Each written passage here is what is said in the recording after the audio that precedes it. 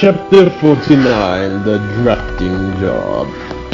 The kobolds escape. Back in the mines, the kobolds start to give up on their mission.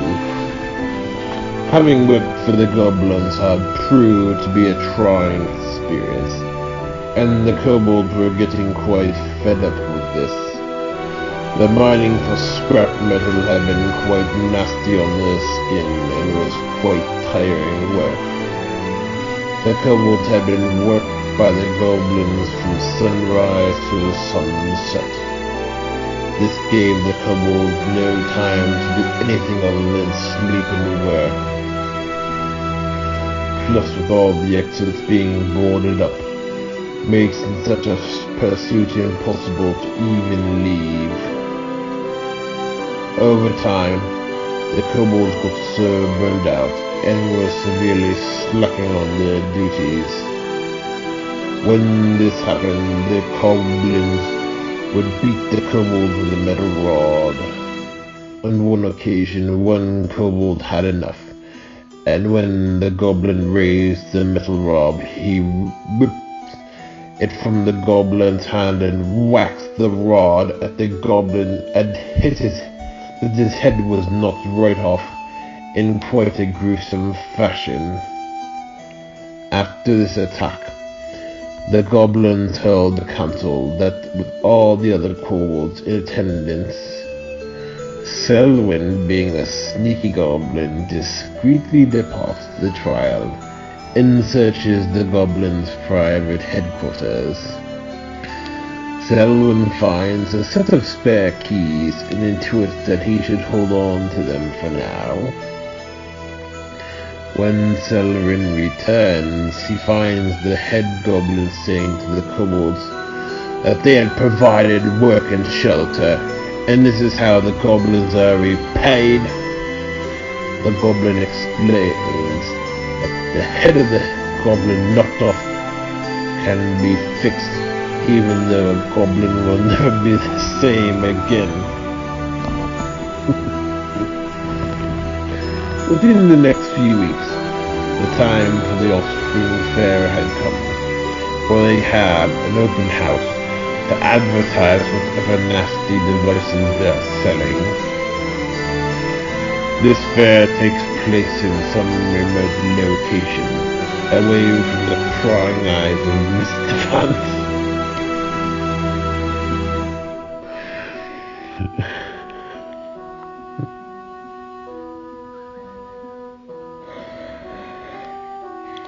Before the goblins left, the kobolds were locked up in cages so they would not practice any funny business. Little did they know the goblins know that Selwyn had the keys.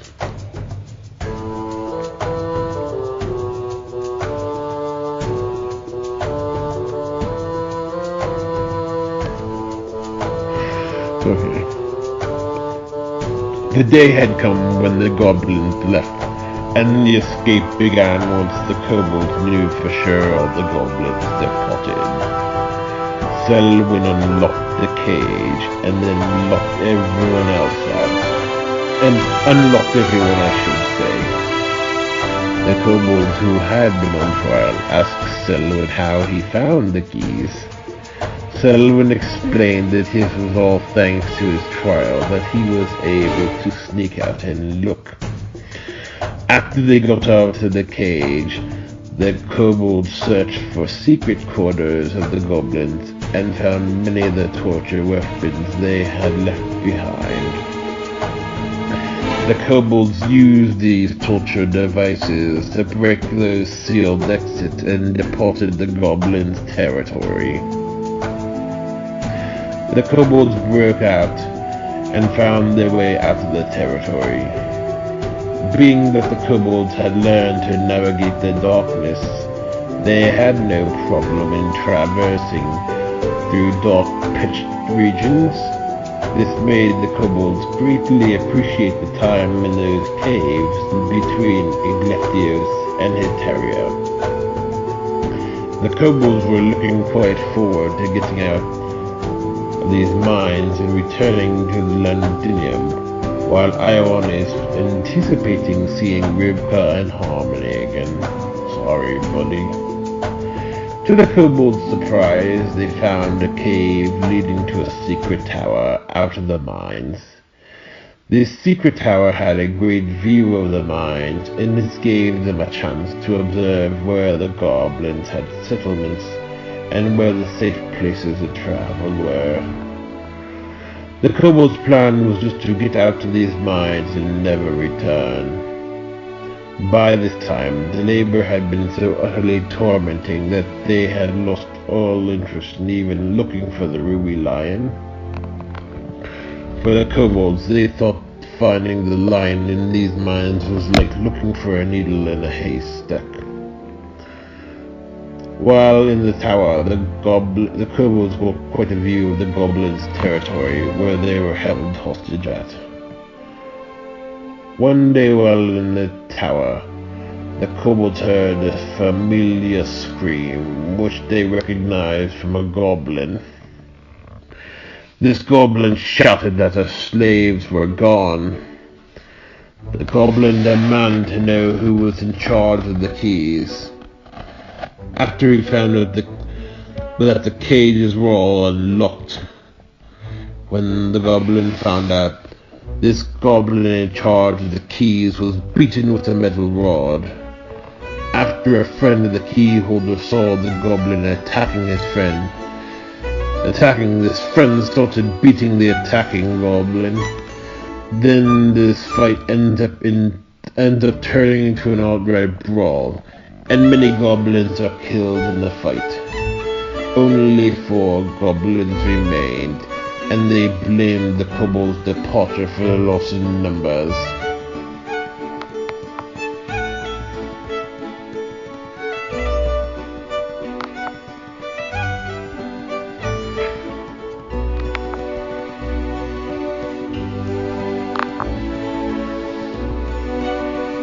Milo's new job. The night before starting at the new job, Milo had some weird dreams. At 7 a.m., Milo was up and left for his first day. This first day, Milo felt a bit strange and a bit out of place at this new place. Now, Milo was still a little uncomfortable working in the same room as Jay, considering that he only met him twice, and for such a short period of time over his life. Milo still had to go into the cafeteria for Wheelon after his first day, as Heidi goofed up his schedule with his internship. Luckily, she got it right this time around. One Wednesday, Milo was still having a little bit of trouble adjusting. Even when Milo talked about his day, Milo told Ray and Margaret that he got to learn all about doors. Milo still was getting used to the company, but Ray recognized that at least Milo was able to make a joke of some of the new difficulties with starting at a new place.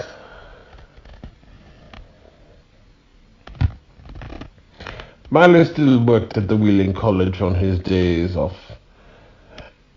That he did not have the internship, but was not particularly thrilled about this. Milo's plan was to finish this new year and then resign once the summer vacation started again. The plan was with the design firm was to make Milo a paid employee once the month was up. When Milo returned to Wheeling Cafeteria on Thursday, he found he had been scheduled for Tuesday, Thursday, and Saturday double shifts, while working Sunday evenings. During this break, Milo called Ray about what to do, as there was no way he could be compromising his internship for a dishwashing job. Ray agreed that Milo should talk to Heidi about this. When Milo was back for his second double shift, he talked to Heidi about this, and she said that this was a permanent schedule.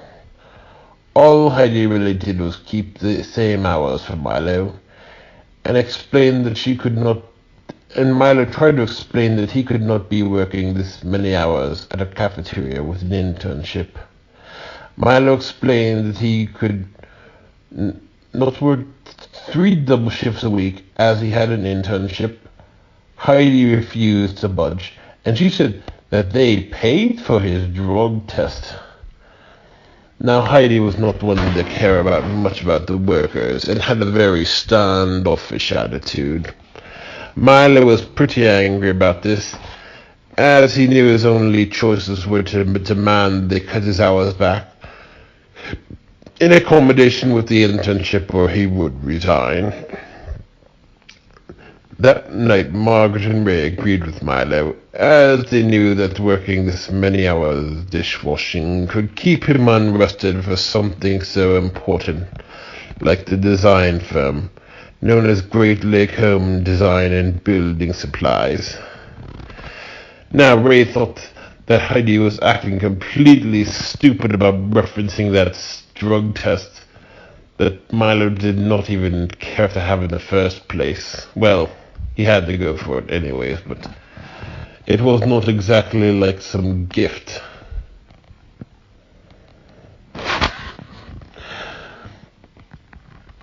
By Friday, Milo was really enjoying the new job, as he liked his co-workers and his boss. Plus, Milo was treated with respect at Great Lakes Building, and enjoyed the work he was doing. They even insisted that the workers leave the office during the lunch hours. Otherwise, Milo did not find working for Jay to be quite the burden he feared, like he worked for Heidi. Even the co-workers were quite helpful and understood that Milo had just started. That weekend, Margaret helped Milo write a letter to Heidi explaining that the internship was too important and that he would quit if she did not keep the hours as they originally were. When it came to working at the architectural firm, Milo caught on quite quickly how poor his education was at Maltech. Much of the construction methods Jay taught Milo on actually made sense, in a way that they never did at Maltech. As we remember, Milo thought the problem with Maltech was too much engineering. When it came to the design firm, Jay made sure that Milo knew how the house goes together before drawing it. This had been quite different from Maltech, which Milo started to realize was never about learning the skill, but teaching students to follow directions without thinking. Otherwise, Jay had not been a fan of Maltech either, as he attended the school long before Milo was born. Jay had always mentioned that many of these things he was teaching Milo that they probably never spoke of at Maltech. Milo was getting some closure with Maltech and understood the concerns that his education were completely legitimate. Plus, Milo liked hearing the stuff about Maltech. One thing Milo noticed was that Jay was more concerned with Milo learning exactly how a house goes together before drawing one, so that he knew exactly what he was drawing. Now this had made much more sense than the rush crap they did at Maltech. Otherwise, back at VIII College, a co-manager explained to Milo that Heidi had budged. Milo was a bit disappointed, as he really did want to quit VIII and spend some time studying architecture. Plus, Milo wanted to spend some time improving on other artistic skills, such as cooking. Otherwise, Milo was not expecting any day to hear back from the janitorial job, and getting in the gates of VIII. Now, VIII had not been so bad for Milo, as he was only there for a couple hours a day and making some extra money. Milo saw the Pashton girl from he saw originally frequently, whom he saw when he first applied over the summer. Hugh's reading. Hugh's summons Melendel to relay a reading from a scroll.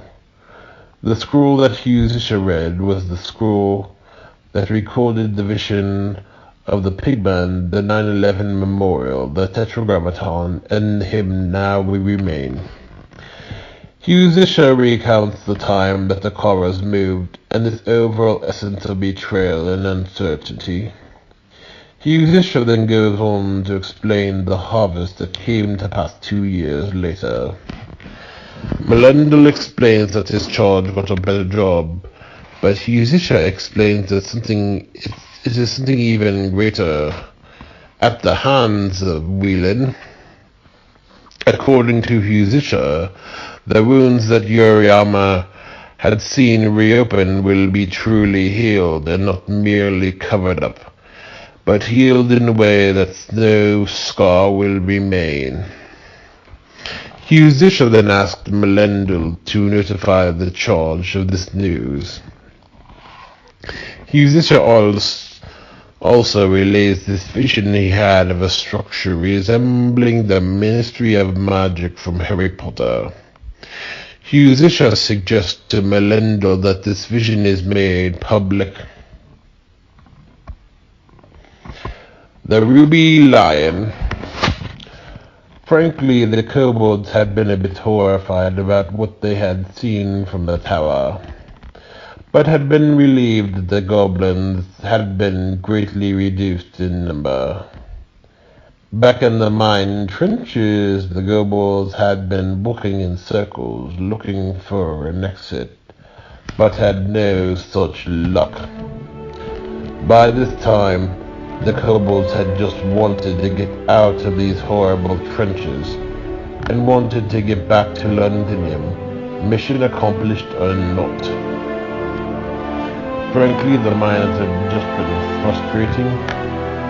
This map had been of no help due to the utter darkness.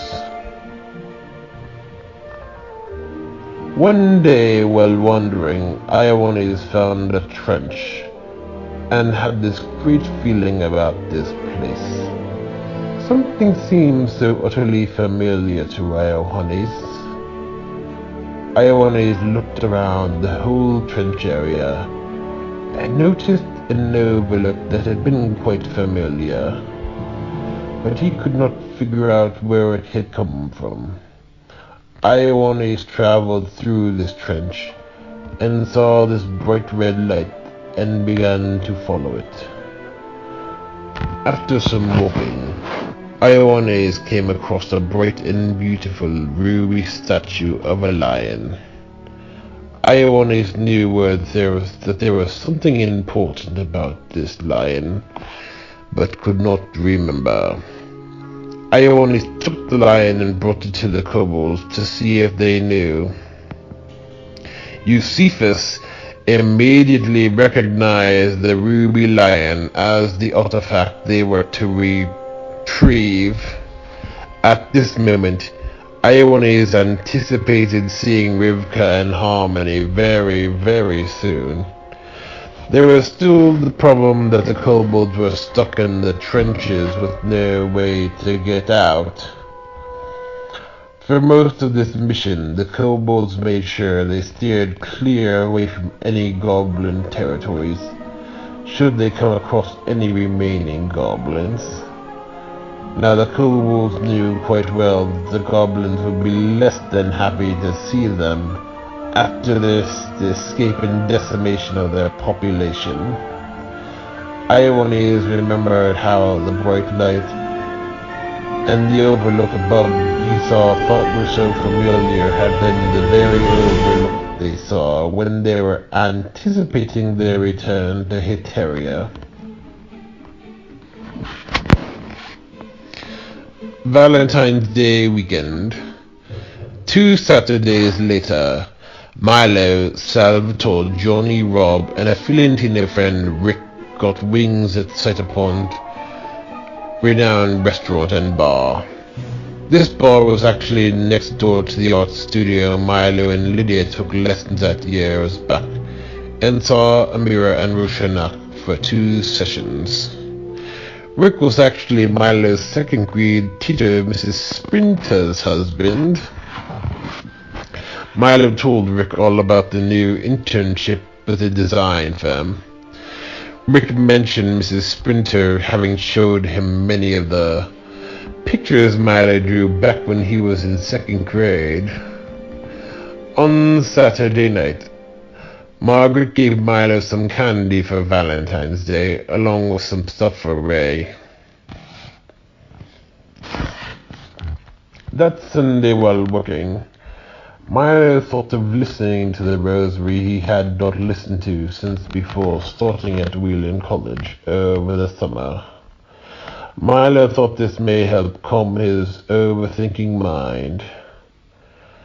That night, after work and before going to bed, Milo had listened to the same rosary he had used to calm his mind over the summer. This meditation gave Milo a sense of nostalgia for the optimism he had before starting the job at VIII College. Milo heard the Ave Maria and O Sanctissima played before beginning the meditation, and remembered how he got the call from the job coach about this opportunity with VIII.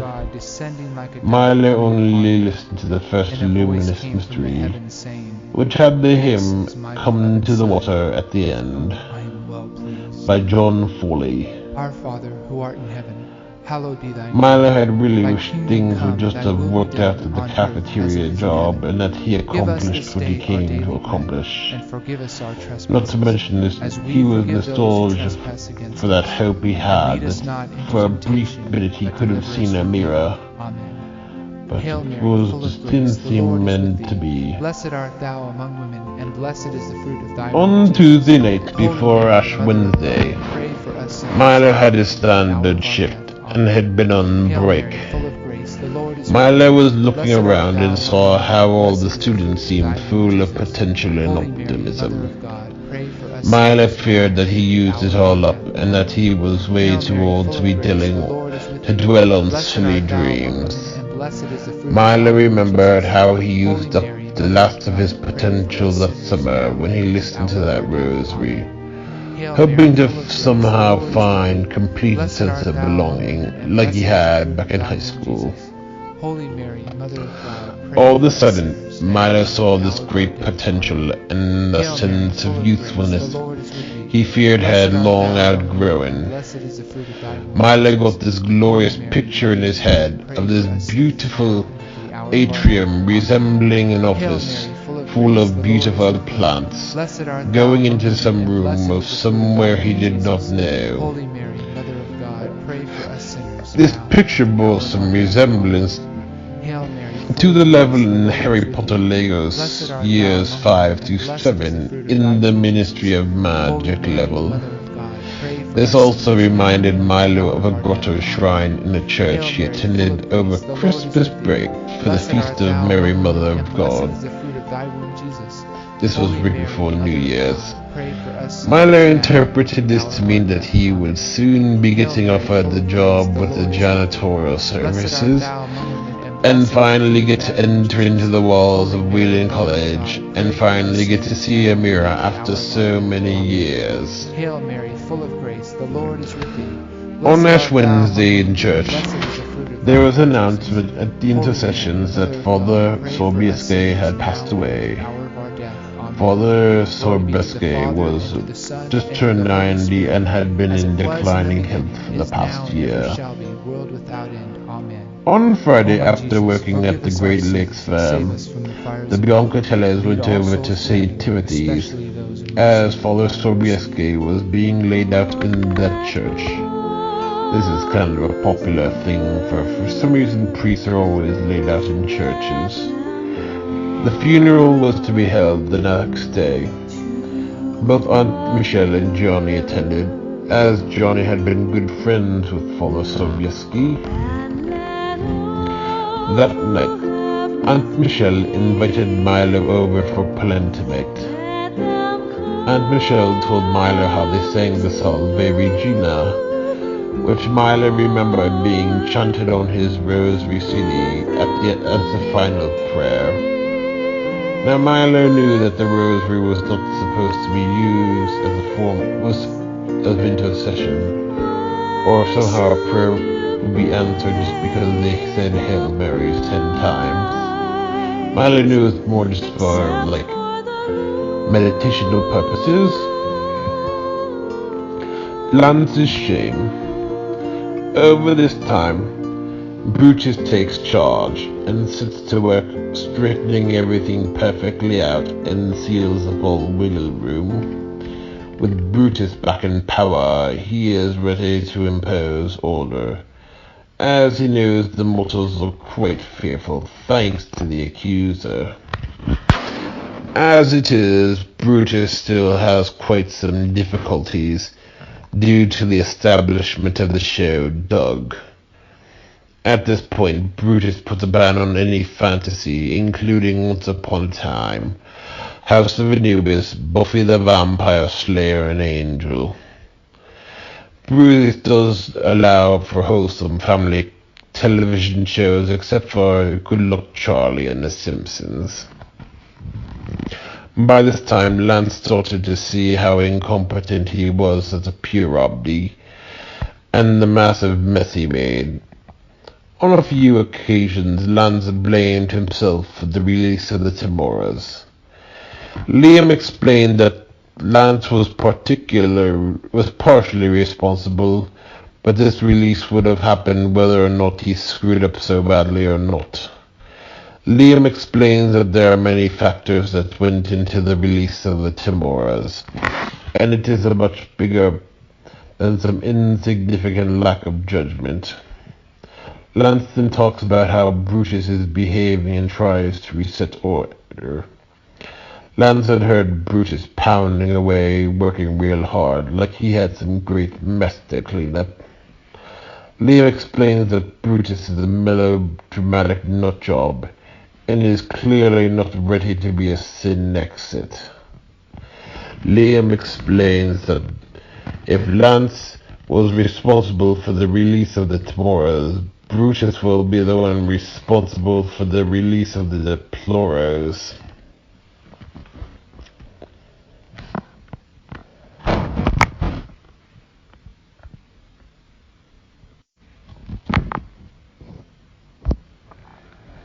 Milo's open house party plans.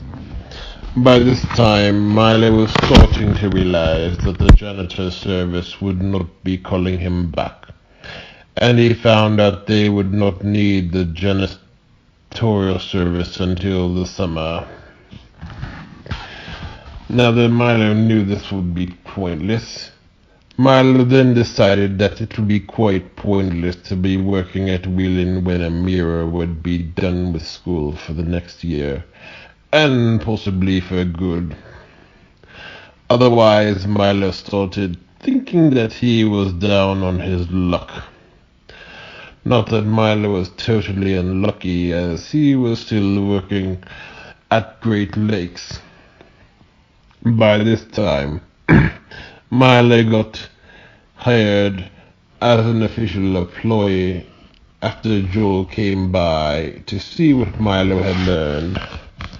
Milo got a little nervous at the assessment, but Joel had been very impressed and declared it official.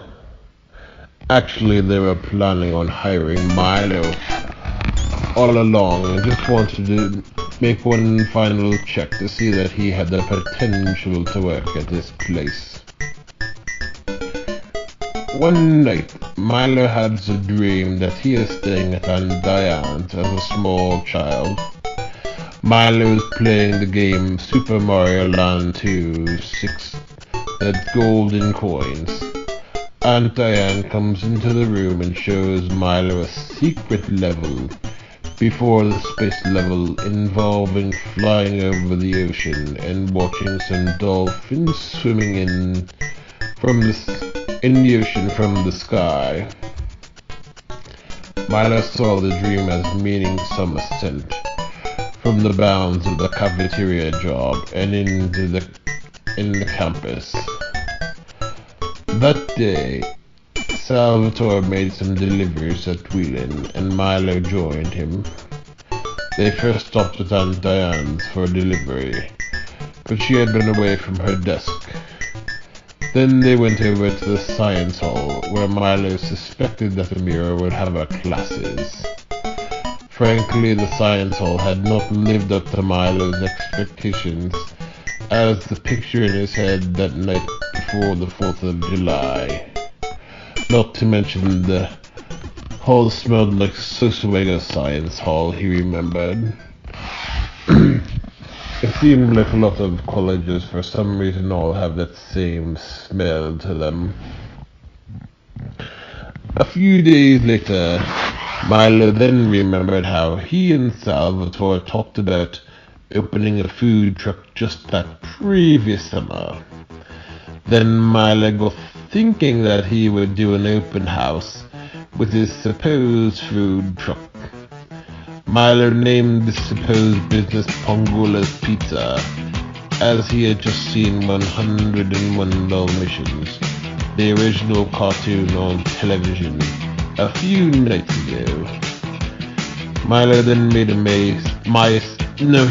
Facebook page for the pizza shop and pamphlets advertising this open house in the park near VIII College.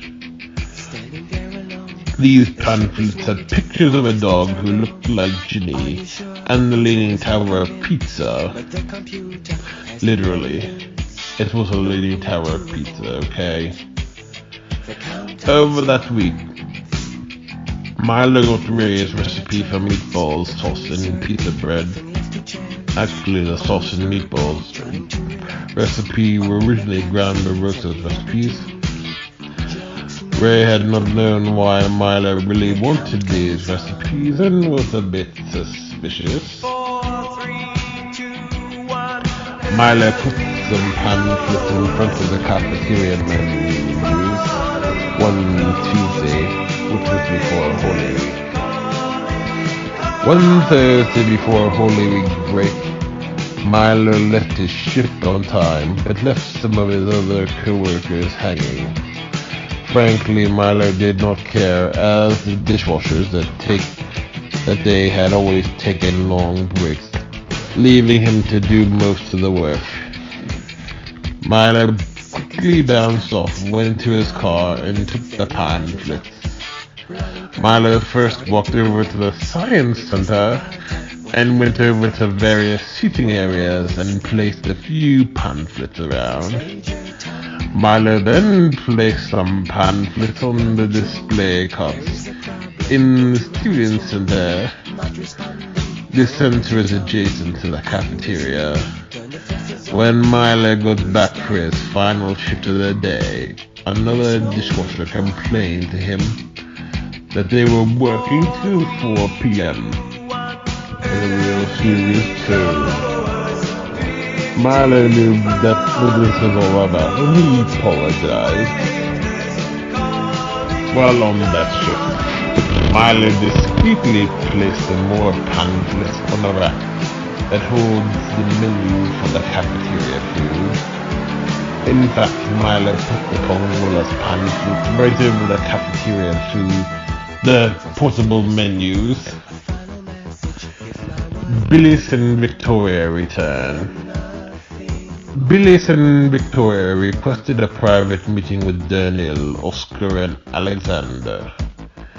Billis got right to the chase and told them how Brutus was going mad with power and acting quite in a proud and haughty manner. Victoria explained that they needed to go under the radar to expose Brutus, as he had a plan.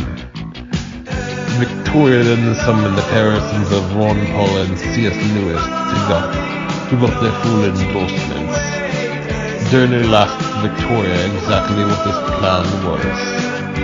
Victoria explained that she would like to introduce the Earth to the show Breaking Bad. According to the C.S. Lewis charism, this show will show the pitfalls of pride from multiple points of view. The charism explains how the Ron Paul charism explains how the DEA agent and the the C.S. Lewis charism explains how the DEA agent and the Mexico represent pride from all different angles. The charism explains how the Mexico is a pride of self-importance and ambition, while the DEA agent is a pride of moral arrogance and belonging. The charism of Ron Paul shows up and explains that the re-release of the show will show the very disorder and violence the war on drugs has caused, which will go right under Brutus's nose. Durnell asks the Ron Paul charism if Brutus does not know how much disorder and chaos the war has already caused. The charism explains that Brutus chooses to overlook this and sees order as order, and will assume another cause if disorder occurs on his watch. Alexander then asks what appeal the show would have, and what this would do with Durnell and Oscar's mission. Billis immediately knows that Alexander does not think the females on the show are pretty enough to get any of the viewers' attention. Victoria explains this show represents the very worst of both friendship and elderhood. The charism of C.S. Lewis explains how such relationships are built on toxic pride. The charism then tells about how proud relationships always look at the other as an extension of themselves rather than another person. Victoria then takes a visit to Teresa and Activitas over some information she has on her two former colleagues known as the Epanitas. When Victoria arrives, she summons the Satyasha matriarch Neba over some perturbing news of her offspring Hidari. When everyone arrives, Victoria breaks the news. Victoria explains that Esmatar has gotten quite some influence in the Sarkikos realm and is pretty tight with Stockholm. Victoria then breaks the news that Hidari had been fraternizing with his town and promoting ideas of being up to date. Nema then explains that Hidari had always placed way too much importance on dates in chronological time. How Hidari was always thought of these dates as chronological age meant more than it really did. When the end of the Mayan calendar reached its day in 2012, Hidari had become so scared that time would change that he sought to keep the dates and flow of time exactly as he knew it, and hoped that the Sarkikos realm of the Senexit would achieve this. The thank you letter. In the trenches, the pigeon arrived to the kobolds, who gave them a thank you letter with no signature. The letter congratulated the kobolds on finding the Ruby Lion, and explained that their services will be greatly appreciated. The letter then explained that in a few months, the Silver Dragons will be migrating back to the Hitaria region, and arrangements have been made for the kobolds to be flown out of their trenches after the Feast of the Flood. The kobolds had The kobolds had gotten quite impatient and wanted to get out of these trenches right away and return to Hitaria. During this time, the kobolds ceaselessly searched for ways to get out of these trenches, and realized their only quick way was the same way they came. However, the kobolds did not want to go back through the Goblin territories. On a couple occasions, the kobolds came in contact with the shadows of dead goblins, known as necrophobes. These shadows had been quite tyrannical, and put the kobolds in quite a state of terror. The kobolds started having terrifying visions of violent end to Kosuna, their own death in quite traumatic ways, and graphic memories of some very bloody battles they encountered.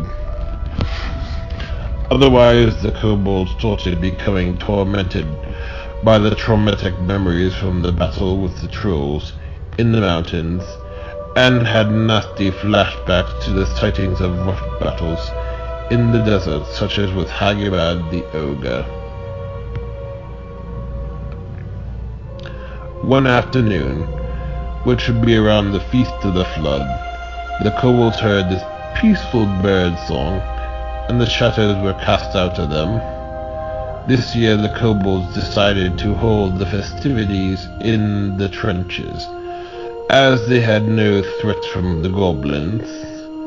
Now the feast this year had not been so memorable as the previous feast, yet the kobolds had enough know-how to build the fire and burned up the torture devices they collected upon their strolls through the mines.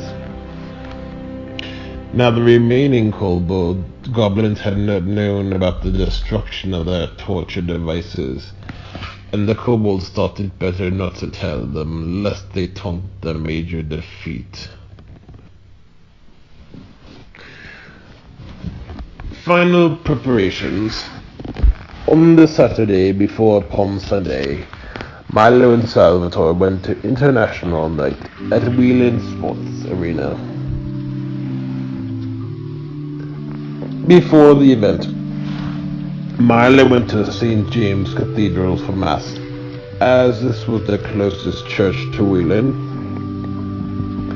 That afternoon, the cantor was Wilma. The opening hymn was All Glory, Lord and Honor, and they had this other Lucian Days communion hymn.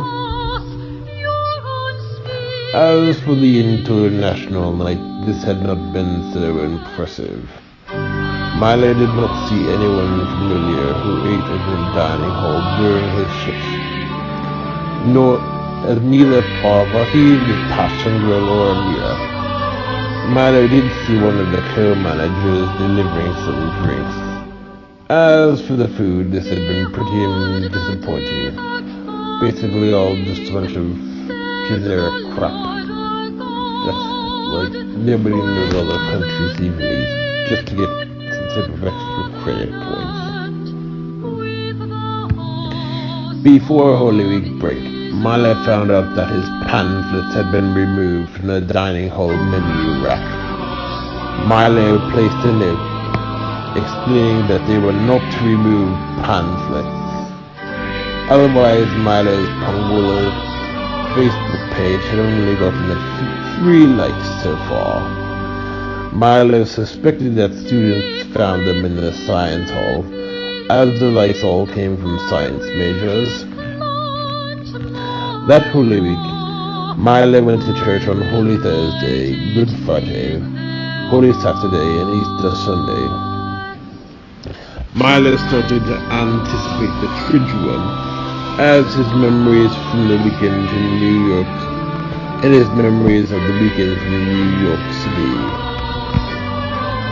On Good Friday, Milo was looking forward to Adoration of the Cross, as he had last seen the rite in church before the football game. On Holy Saturday, Milo went to the Easter Vigil at St. Timothy's for the first time. Milo remembered how amazing the experience was the previous year at St. James. This experience with the Easter Vigil had not been as transcendent an experience like the previous year at St. James. Now Milo was also remembering that dream he had the night before the game, where he was drawing the Paschal candle. That year, the congregants were not invited to the outdoor lighting of the Easter fire, as wedding did not permit. Milo had been looking forward to seeing the blessing of the Easter candle like in the dream he had after visiting the 9/11 memorial and before the football game.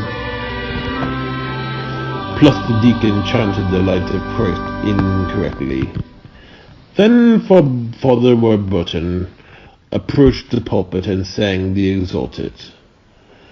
This had been the first time Milo ever heard the Exalted at St. Timothy's. At Mass, the liturgy continued with the same readings as St. James Cathedral. The first reading had been the retelling of the creation of the universe according to Genesis. The responsorial psalm was based on Psalm 104 and set to an Owen's Al Scott sitting. Then the Exodus from Egypt was read based on Exodus 14, and the Song of Moses was sang, also an Al Scott version.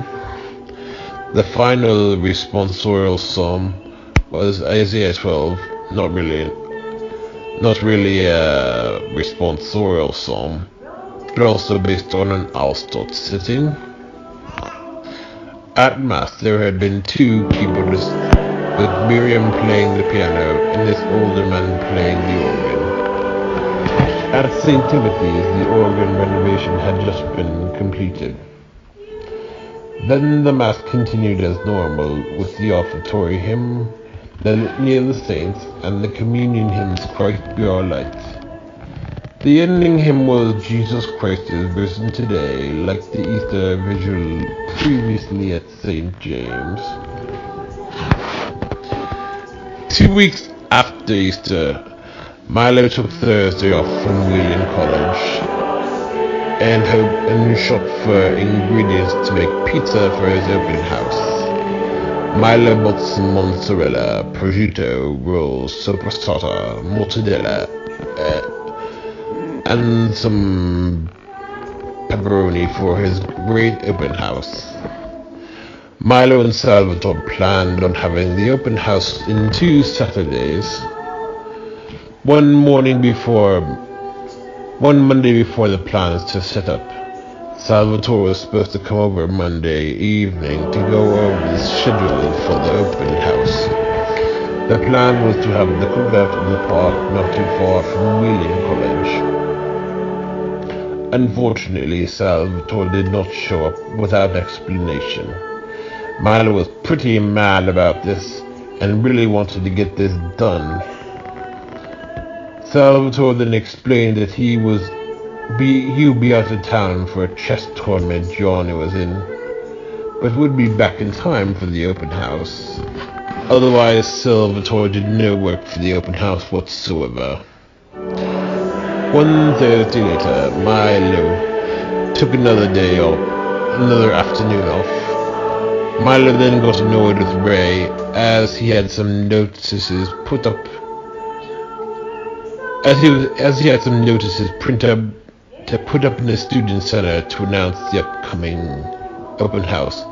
Unfortunately, Ray decided to come upstairs when Milo was getting ready to leave, making it harder to discreetly hold on to these pamphlets.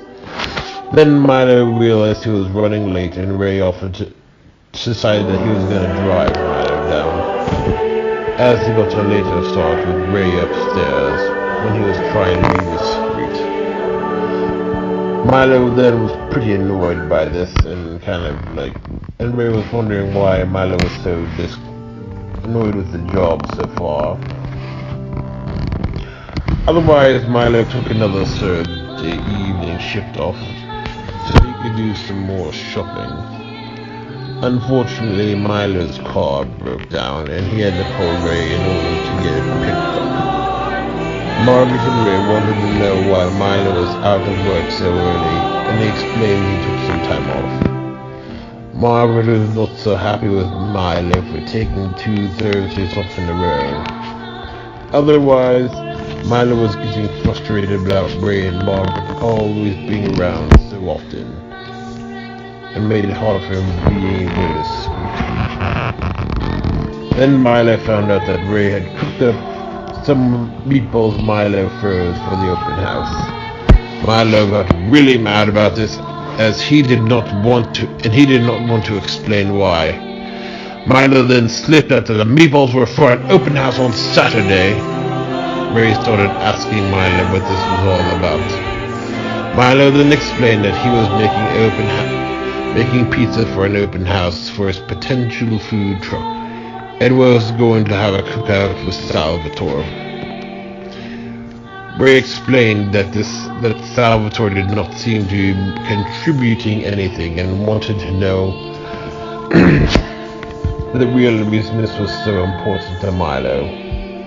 Milo then explained that he took the job at Wheeling College to meet people, and none of this happened like he anticipated, and hated being around college students, but not being able to have much communication due to always having to work this stupid job while they were all having fun.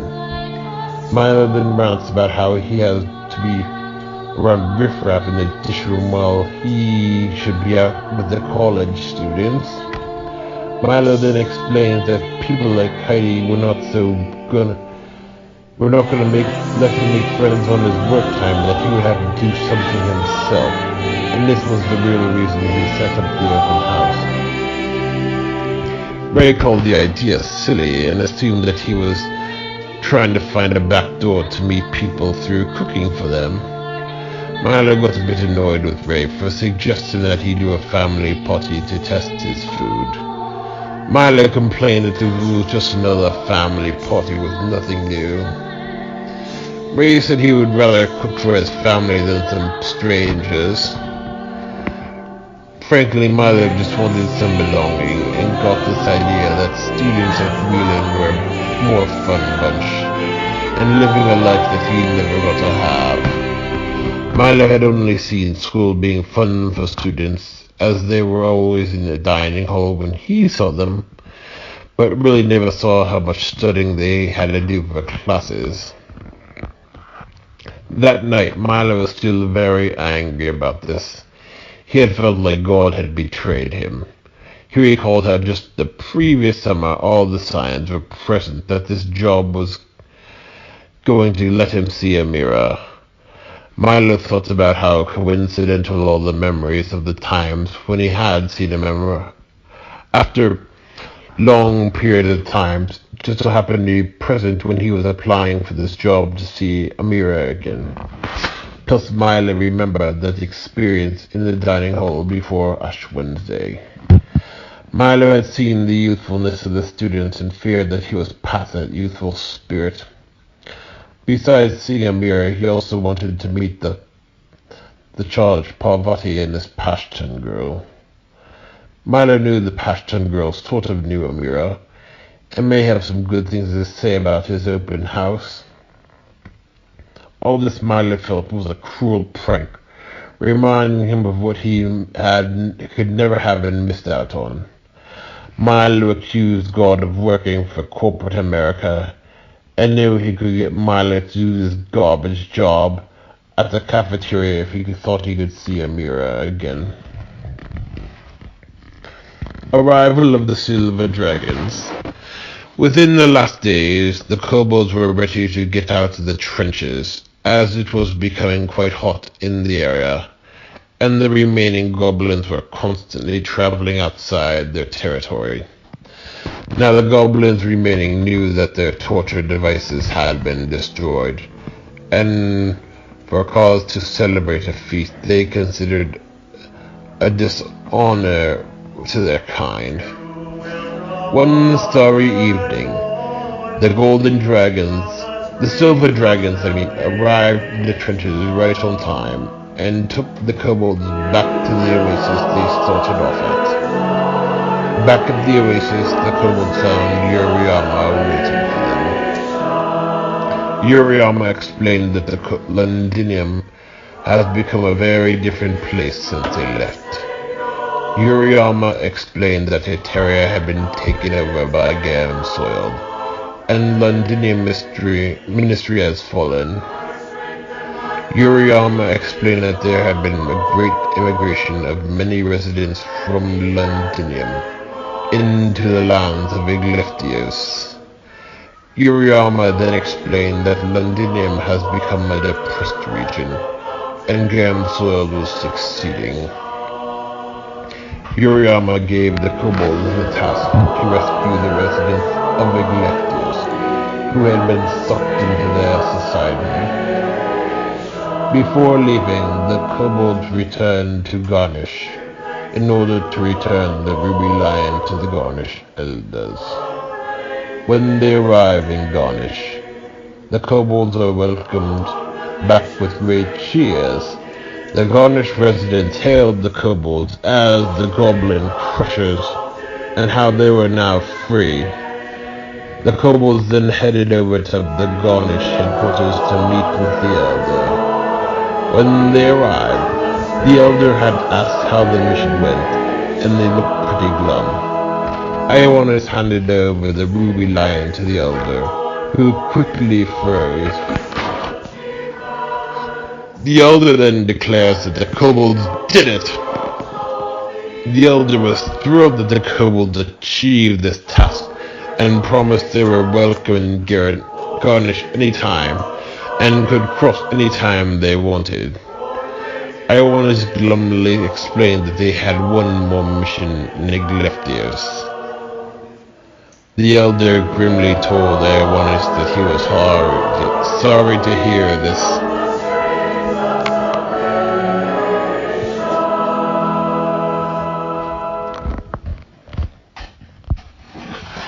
The early summer. By this time, Margaret went back to a business trip down to Orlando, in the same resort from the previous year. 2 days later, Milo was nearly done working with his job at Wheeling College, for good. On Milo's last day, he ran into his old friend Charles while on break. Charles rode the bus with Milo along with Lindsay back when they were freshmen. Before the last shift, now that day, Milo had gone over to a candy shop to buy some fudge in preparation. Before the last shift ended, Heidi hid the dishwasher time cards from them out of fear that they would all leave early. Heidi did not even say goodbye or wish them well. Now Milo did not care, as he knew he was finally freed from this stupid job. For dinner, Milo and Ray got chicken wings. This had been the happiest Milo was ever have from dishwashing. Milo told Ray about what Heidi had done. Ray referred to Heidi's behavior as passive-aggressive and immature, like she had to treat them like small children. Ray then explained that that's why places like those cafeterias don't keep workers for long if they're gonna go treating them with this kind of disrespect. That first weekend off, Milo went to a redneck-style zoo past the Essex County. In church that weekend, the opening hymn was "This is the Feast of Victory for our God." For Mother's Day, Lydia came in town, and they had Grandma Pearl over for dinner. This had been the first time Milo had not had to go to work on a Sunday night, much to his pleasure. On Tuesday, Milo had dinner at Aunt Michelle's. That night, Aunt Michelle mentioned something about evolution, and Salvatore called the theory false. Salvatore explained that this teaching was not in the Bible, and Milo explained that 6 days are not literally 6 days according to the Bible language. Salvatore asked Milo how he knows this. Aunt Michelle explains that there is plenty of evidence from skeletal tests and pre-humans that walked on 4 limbs. Salvatore gives that stupid theory that early humans may be hunched over, like Grandma Eudora was in her later years.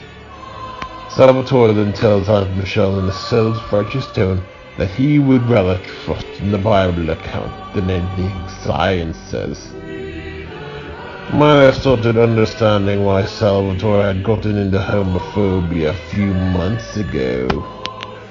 Milo suspected that once it was too dangerous to take these moralistic stunts against powerful corporations and corrupt governments,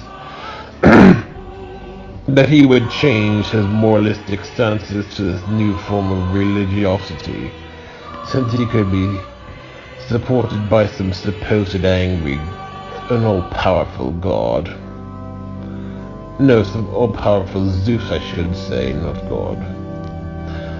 Milo was not thrilled about this in the slightest, as he did not want any judgmental fundamentalists in his family, nor to have to listen to some shallow creationist nonsense.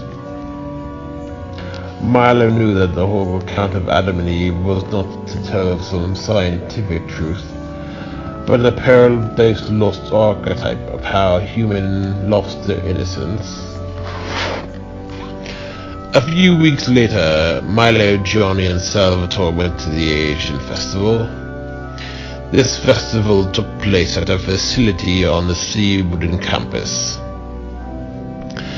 The festival was pretty boring, and was actually pretty disappointing, and Milo did not see Amira. However, Milo did see Roxana and Vashti. Not that Milo really cared about that to begin with. There was a Persian show coming up, but Salvatore wanted to go to church, which was close to the facility. Milo was pretty annoyed about missing the show thanks to Salvatore, and was not thrilled about the priest they got. This priest gave a judgmental sermon condemning this family who grew up in a life of robbery to hell.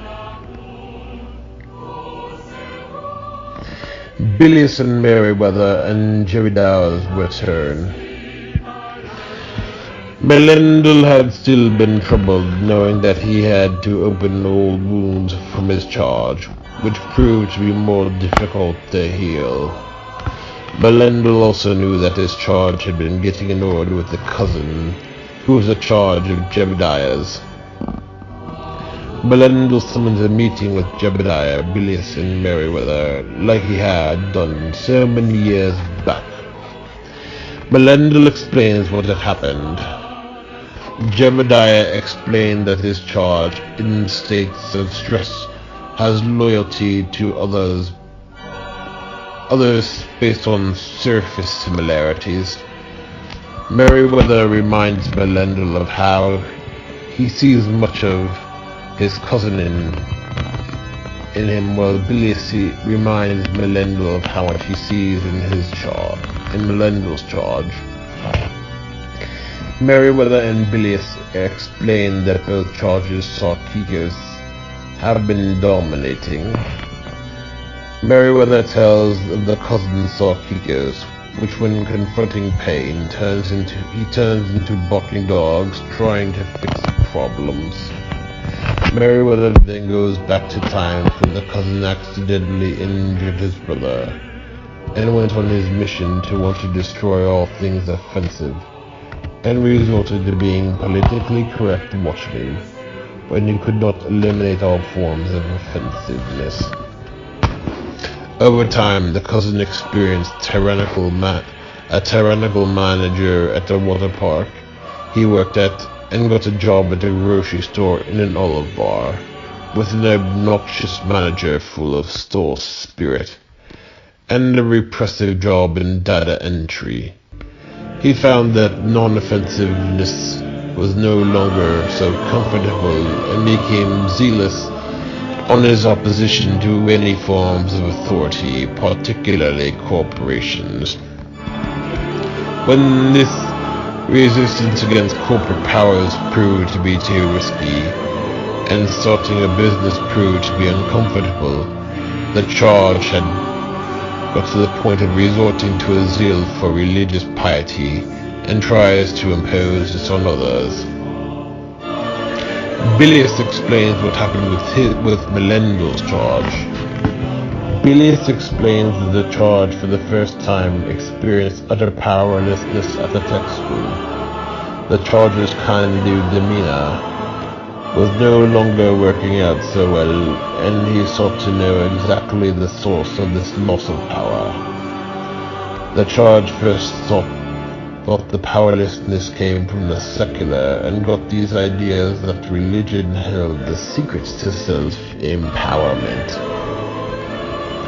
When this gave the charge a greater sense of helplessness before a tyrannical deity, he got these ideas that all problems in the world centered on fundamentalist religion, and by default conservative policies.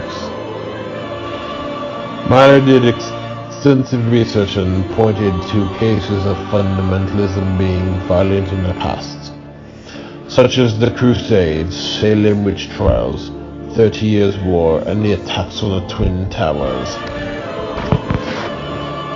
The charge attributed this to the worship of a punitive deity. When it came to conservative politics, the charge did extensive research to prove that conservatives had been catering to corporations, religion, and 19th century customs in order to get some sense of empowerment in the workplace and his spiritual and social life. The charge had also done some research to prove that a liberal alternative was more feasible and morally upright. Soon enough, the charge saw the liberal side imposing an order of unempowerment, and in many forms considered it compassionate to take away people's rights to make a decision if they considered them not to be competent enough. So the charge then takes on the stance that corporations control both the liberal and the conservative side, and that statism is the problem. The charge now has a politics of non-violence and sees statist interventions as the problem, such as business regulations, the war on drugs, compulsory education, the wars in the Middle East, national security, and for your own good laws as the problem. Melendo starts to understand why the charge and his cousin were so tight just a year ago, when they both hated corporate authorities but for different reasons. Melendo then explains that the cousin resorting to this religiosity is a blatant betrayal according to the other cousin. The charge Melendo explains, now sees the cousin as pandering to religion because they make the claims that can be backed up by a strong idol. First, Meriwether gives this prognosis. According to Meriwether, the cousin will possibly get to a point where even religion will become too uncomfortable for him, and resort to a stance of utter preservation which could possibly entertain the idea that might really is right. Bilius's prognosis of the charge is that he will one day find that rational forms of order are the source of tyranny, and seek to return to an irrational state. Melendo and Jebediah give hope that both will eventually realize the error of their sarkikos. Jebediah explains that this might makes right pragmatism may eliminate pain, but it is going to take any enjoyment out of life to the point where existence itself will be experienced as a pain. Melendo explained that his charge will eventually see that this call for chaos is only sub-rational. The middle of the summer. One morning, when Milo, Ryan, Lydia, and a co-worker of Ryan's came back from a camping trip, they passed the Greek Orthodox Church next to North Creek, where the festival is held. This gave Milo flashbacks to the previous summer. Milo could not help but get a bit of nostalgia, and really hoped something would soon be fulfilled. Otherwise, Milo had not given up hope on his idea for the food truck, even if Salvatore was uncommitted. On another occasion, when Salvatore came over to drop off milk, he asked Milo why he hated fundamentalism so much. Milo told Salvatore it was because they're intolerant of anyone different than them. Salvatore then told Milo that maybe fundamentalists don't want to be tolerant. Milo knew what this was all about, as he knew the tolerance paradox. Intolerant people like to bring up to act like their intolerance was better than other people's than that of the tolerant, all because their intolerance was more consistent. After the 4th of July, Milo and Rob went to the Greek festival. Now, Salvatore once again blew them off with something stupid. When they arrived, they saw Danielle leaving with Ashlyn and Melina. As for the festival, this had not felt as myopic as when Milo first had the idea a year ago that he would soon see a mirror. Frankly, it all felt like nothing but a shadow. Milo forgot that over this time he had some constant troubling thoughts and looked at the previous summer in a myopic way.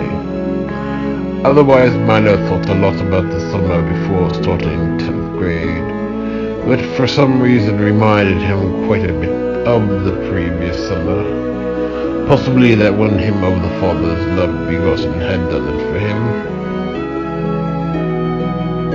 In the middle of the summer, Milo's schedule was changed from working whole days 3 days a week to working half days every 5 days a week. Now Milo was really glad that he got out of the cafeteria job and not working at this place over the summer. As at the office, Milo had been moved to the front area to work, as Jay thought Milo knew enough and did not need constant supervision while on the job. As to whether this was the best move could be quite debatable.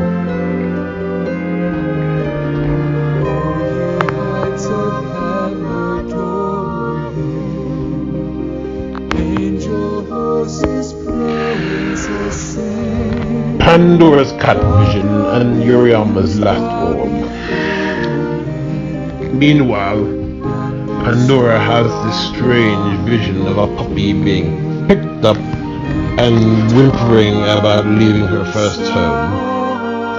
Then the scene changes to the family adopting a kitten and taking home for the first time. This family also owns a black cat. Otherwise, over the course of time, the black cat becomes disgruntled and writes a song ranting about how the world is so stupid.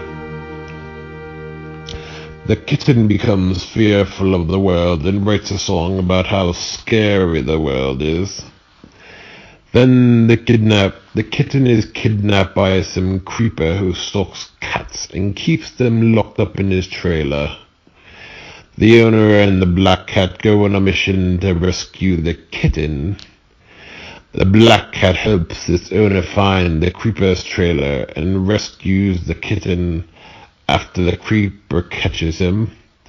They immediately run away while the creeper attempts to find them, but safely arrive home.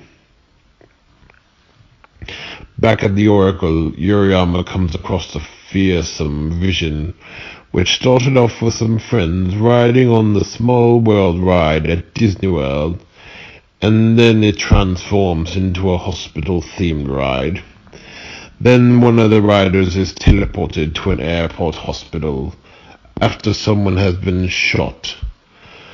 A woman is seen taking a drive out to a neighborhood to break some bad news. One of the passengers on the car flees and heads off into a country and retreats near a pond. Meanwhile, back at the Oracle, Yuriyama came across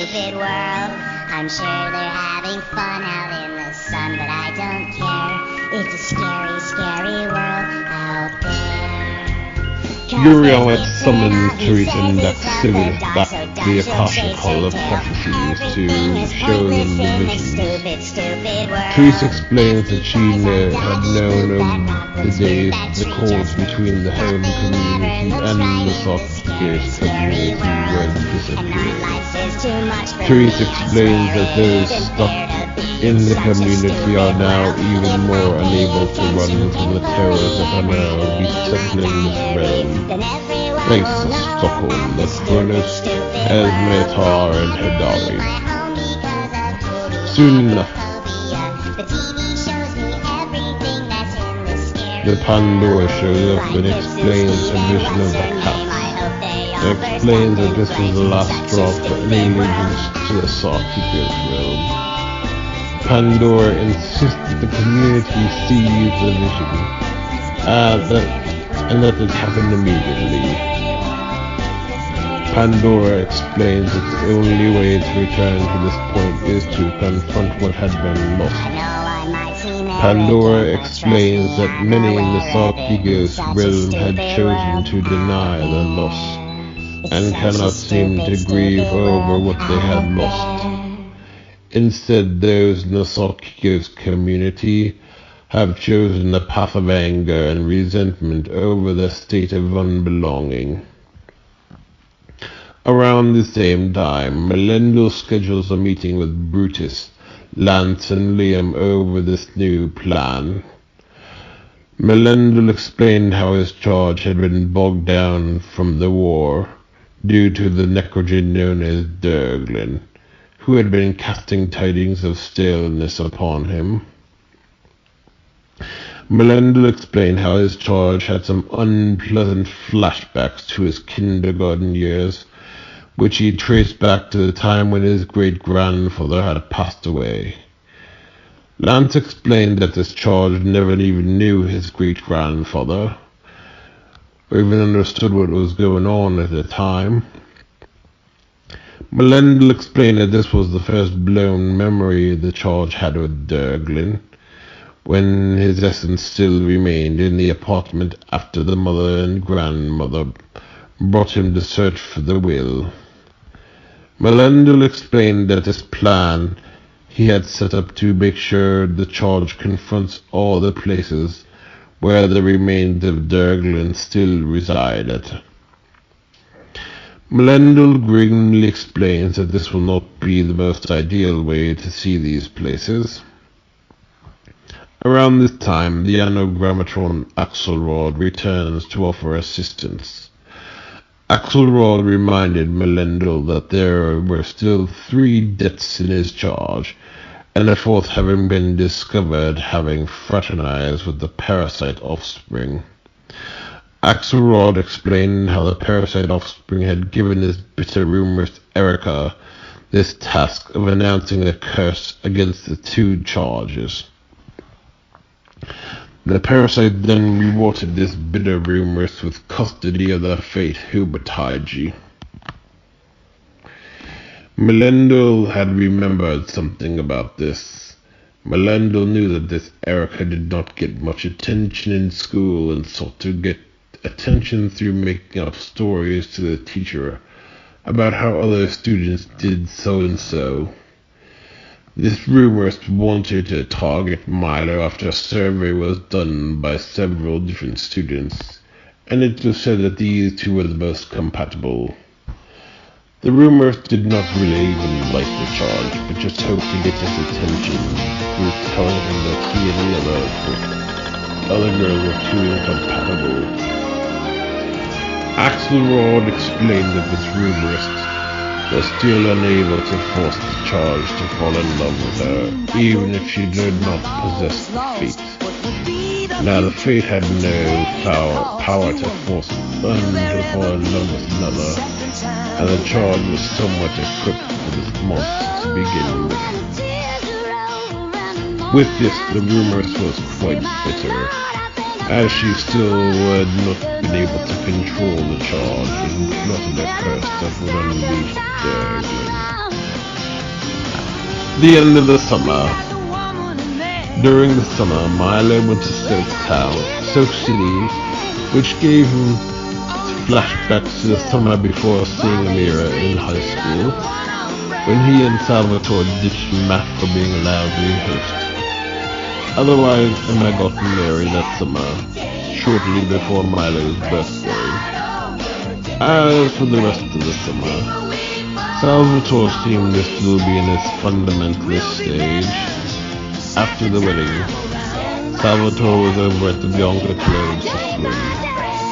Salvatore talked about how he did not want to obey Washington's laws, but only wanted to obey the Old Testament Torah laws, which he considered God-binding laws. Salvatore first claimed that he would stop eating pork. Now Milo knew enough about the Old Testament and the rudimentary understanding of primitive Christianity, and knew of no spaghetti monster in the sky, but divinity as transcending being in a non-dual way. Otherwise, Salvatore once gave Milo a hard time about not liking fundamentalism, assuming that he just wanted to sin. Milo told Salvatore what fundamentalists consider wrong is just stupid, such as their opposition to rock and roll. Salvatore claimed that God would not like rock and roll. The last meeting. During this time, Aesius has a vision in the water basin, starting off in a Muggle hotel room, hosting a bachelor party with a witch bride. Meanwhile, there is a great battle going on between the Order of the Phoenix and Voldemort and his Death Eaters. Then the scene changes to the zoologist going on a safari, submarine trips and nature trips to all different Earth environments. During these days, Dernil, Oscar, and Alexander had a meeting on establishing some new television shows for another battle against Proterma and Pyrrhus. Over these days, Pyrrhus was getting more influence, as many had wished to connect with others, but felt that very connection becomes a source of domination from one side. Dernil's first suggestion was to show Step from Step, which he remembered resembling the show with a blended family. Dernil knew that Brutus would only approve of wholesome family television, and this show was not one to promote the hookup culture. Not that Dernil disagreed with Brutus's assumption on modern television, but Dernil was not one to assume that something was evil just because Brutus thought it was good. Oscar's input was this show would be a healthy reminder of bygone days, and a good antidote to the silly blended family show of the 2000s. Dernil's second suggestion was the show Girl Meets World, which is a spin-off of the 90s show Boy Meets World. Oscar's second point of input is that the show would be another good antidote to the webcast shows. According to Oscar, this was an identical copy, but in a different city. Alexander had some concerns that Brutus would not take this show too well, due to the way school is treated. Oscar explained that he is not going to let Brutus push them around anymore and knows that this show is a good example of healthy relationships.